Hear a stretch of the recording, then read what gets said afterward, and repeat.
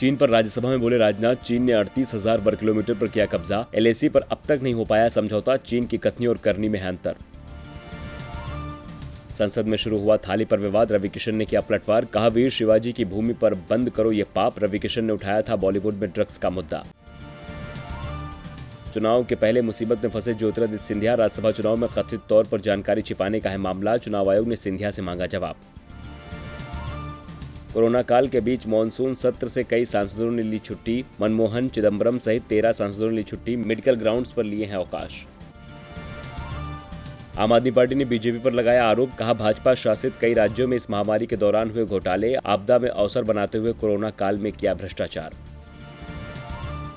योगी सरकार के फैसले पर बीजेपी एमएलए ने उठाया सवाल, देवेंद्र प्रताप सिंह ने संविदा नीति को बताया बंधुआ मजदूरी, कहा युवा वर्ग में दिख रही है नाराजगी।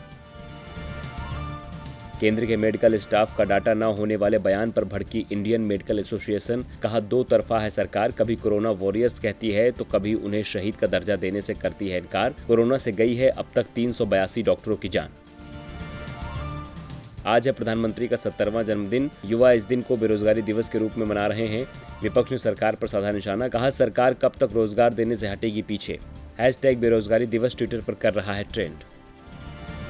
महाराष्ट्र सरकार की आलोचना पर बोले संजय राउत, कहा इतने सारे लोग क्या भाभी जी के पापड़ खाकर ठीक हुए, प्रदेश में स्थिति नियंत्रण में है। प्रियंका से शिक्षक भर्ती अभ्यर्थियों ने साझा किया दर्द, 2016 के 12,460 शिक्षक भर्ती के अभ्यर्थियों से प्रियंका गांधी ने वीडियो कॉन्फ्रेंसिंग पर की बातचीत। अभ्यर्थियों ने बताया किसी की शादी टूटी तो कोई दाने दाने को है मोहताज। नेपाल का भारत परिवार, नेपाल चला रहा है नया अभियान, बिहार, सिक्किम, हिमाचल, देहरादून समेत कई शहरों पर कर रहा है नेपाली होने का दावा। ऑस्ट्रेलिया के राष्ट्रपति पद के चुनाव पर खतरा, डोनाल्ड ट्रंप ने कहा राष्ट्रपति पद के चुनाव में कथित विदेशी हस्तक्षेप से बड़ा खतरा है डाक मतपत्र, चुनावी धांधली की है आशंका। बांग्लादेश की भारत से अपील, फिर से शुरू करे प्याज निर्यात, जल्द हटाया जाए बैन, कहा बांग्लादेश के बाजार में आवश्यक खाद्य पदार्थों की आपूर्ति होगी प्रभावित। संयुक्त राष्ट्र महासचिव एंटोनियो गुटेरेस ने भारत और पाकिस्तान से किया समझौते का आह्वान, मतभेदों को सुलझाकर और सकारात्मक तरीके से आगे बढ़ने का दिया संदेश। संसद के संयुक्त सत्र के दौरान पाकिस्तान ने पेश किए 3 बिल, एफएटीएफ की ग्रे लिस्ट से बाहर आने और ब्लैक लिस्ट होने से बचने के लिए बुलाया गया संसद का संयुक्त सत्र, कहा कोरोना से पाकिस्तान भारत और यूरोप की तुलना से बेहतर तरीके से लड़ा।